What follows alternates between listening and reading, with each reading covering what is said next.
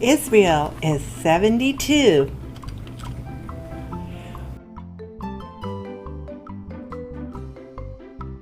With the weather getting hotter, we are going to keep our cool and design a fan honoring Israel. What design elements would you use? What colors would you use? What would you design to celebrate Israel?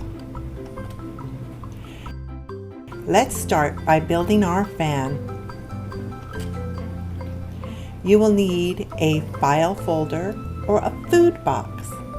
Cut the box or folder into 2 large squares. Create a design using crayons and markers on both of the squares. By using markers and a wet Q-tip, you can create a watercolor effect that's very pleasing.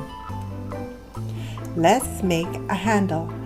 Glue 2 pieces of cardboard together and fold into thirds, then glue it together.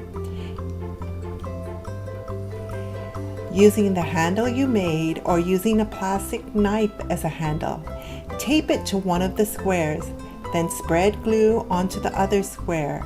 Sandwich the 2 squares together and press them until the glue has set. Cool! Keep cool and celebrate Israel. Bye now.